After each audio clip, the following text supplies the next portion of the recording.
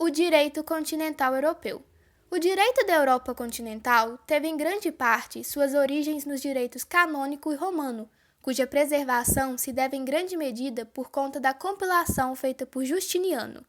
Esse direito sofreu influências dos diversos povos germânicos que invadiram o território do Império Romano, misturando-se às suas regras, além dos costumes locais. Mais tarde, durante o medievo, o papel dos glosadores e comentadores dentro das universidades recém-formadas foi de suma importância para reviver os textos jurídicos romanos, devido suas interpretações e sistematizações. O desenvolvimento desse sistema de direito leva ao que é mais conhecido como Civil Law. O sistema de Civil Law, como vimos anteriormente, teve suas origens no direito continental europeu, ou seja, possui raízes romano-germânicas e canônicas. Com o fim do medievo e início da Idade Moderna, esse sistema de direito não só passou a se desenvolver cada vez mais por meio de sistematizações e codificações, quanto a se expandir por conta das expansões continentais e ultramarinas. As principais características do sistema da Civil Law são a acentuada sistematização, a centralidade das leis no ordenamento jurídico e o papel secundário da jurisprudência. O direito é codificado e posto por um poder superior, o que torna o direito fortemente positivado, além das leis serem a base mais importante das aplicações jurídicas e do que se aprende por correto na sociedade. Já a jurisprudência exerce menor influência na interpretação do direito, sendo ela usada apenas nos casos em que a norma não seja capaz de solucionar o conflito. As fontes da Civil Law são a lei, a jurisprudência, os costumes e a doutrina. Delas, a de maior importância é a lei. Vale ressaltar que dentro dela há uma hierarquia, com a Constituição no topo e as demais leis abaixo. No caso do Brasil, temos em ordem decrescente a Constituição, as leis federais, as leis estaduais e, por fim, as leis municipais. Já a jurisprudência e o costume, como visto anteriormente, possuem um papel secundário e são tomadas em conta quando a lei não é capaz de resolver o caso em exame.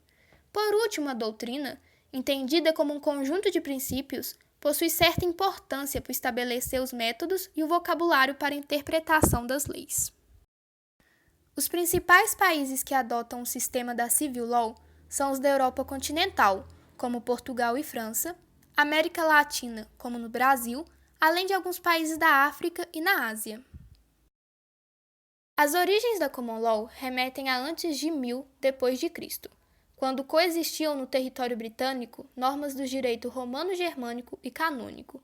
Em 1066, com a conquista normanda, um novo direito foi introduzido, o qual se sobrepôs aos vigentes nos âmbitos locais e estados antes não unificados. Assim, com a dominação normanda das ilhas inglesas, houve a unificação não só territorial, como também jurídica, formando o direito comum, ou a Common Law. No século XII, a aplicação dele passou a ser uniformizada com a implementação das ordens escritas do rei. Elas eram aplicadas por juízes itinerantes e intimavam o réu a comparecer em juízo. A partir do século XIV, formam-se as corporações de juristas, existente até os dias atuais. De maneira análoga ao que ocorreu com a Civil Law, esse sistema se expandiu durante o antigo regime, com as expansões ultramarinas e as colonizações.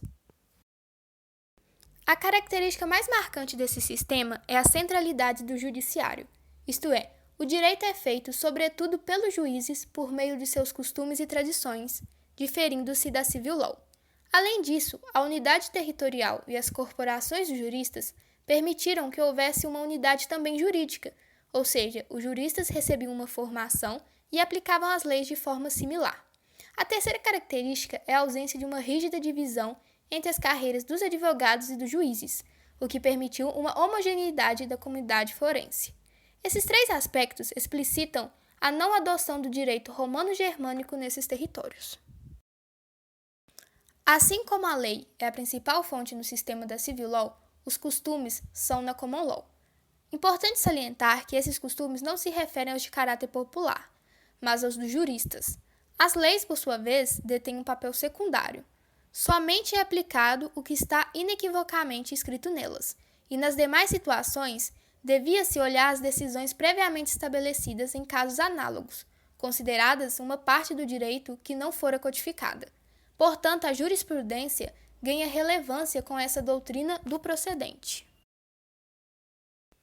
Os países de maior relevância que adotam esse sistema são o Reino Unido, os Estados Unidos e o Canadá. Direito com tendência comunista. Para entender melhor o direito socialista adotado durante a União Soviética, é importante compreender um pouco do direito russo vigente previamente. Suas origens, assim como o direito dos países europeus continentais ocidentais, estão no direito romano-germânico. Esse direito sofreu influência dos tratados comerciais, feitos com o Império Bizantino no século X e com os alemães no século XIII. O desenvolvimento do direito na Rússia pré-revolucionária a partir desses séculos se dá primordialmente a partir da ampliação e organização do direito russo e do livro-guia do direito canônico bizantino. A partir da Revolução de 1917, podemos identificar rupturas e continuidades com esse direito. Ao mesmo tempo em que o conteúdo do direito socialista se distancia cada vez mais do antigo, foi utilizado o aparato estatal pré-existente e alguns dos textos jurídicos. O direito socialista soviético não se difere essencialmente dos vistos anteriormente pela sua forma, mas sim pelo seu conteúdo. Em primeiro lugar, o direito devia guiar a sociedade através de duas transições. A primeira do sistema capitalista ao socialista e a segunda do socialista ao comunista. Assim, o direito possui três funções: econômica, responsável pela planificação da economia, pedagógica ou educadora, que visava a educação dos princípios socialistas, e a moral, que deveria expressar a justiça do proletariado, refletindo a infraestrutura planificada segundo o modo de produção socialista. Em um primeiro momento, após a Revolução, havia diversas lacunas a serem preenchidas, ainda do direito recém-implementado. A fim de resolver esse problema, implementou-se o princípio da consciência jurídica socialista, segundo a qual os juízes, ao se depararem com essas lacunas, deveriam tomar em conta os textos legais pré-revolucionários, desde que eles não ferissem os fundamentos socialistas. Para isso, contava com a consciência desses juízes. No entanto, conforme esses vácuos foram sendo tapados, entrou em vigor o princípio da legalidade socialista, que colocou a lei como fonte única e principal do direito. Portanto, a partir dele, somente os documentos jurídicos vigentes deveriam ser considerados pelos juristas. Os guias desse direito eram as funções citadas anteriormente e a Procuradoria, instituição que fiscalizava a efetivação dessas funções. É importante salientar que essa fiscalização era dos princípios socialistas, não das leis em si, além da Procuradoria ser apenas responsável pelo repasse desses assuntos aos tribunais, não podendo tomar atos decisórios. Como citado, esse direito foi adotado nos países que compunham a União Soviética, como a Rússia e a Ucrânia. O direito islâmico. As origens do direito islâmico são tanto divinas quanto não divinas. As primeiras se referem à próxima relação que o direito tem com o Islã, o qual tem como seu principal texto sagrado o Corão. Segundo a tradição, ele foi sistematizado a partir dos princípios passados a Maomé pelo arcanjo Gabriel.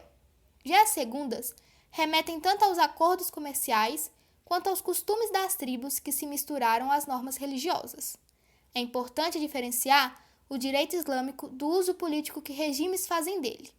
Atualmente, muitos dos estados que o adotavam estão agora diminuindo sua efetividade, com a incorporação do direito europeu, chegando a abolir o islâmico em alguns deles.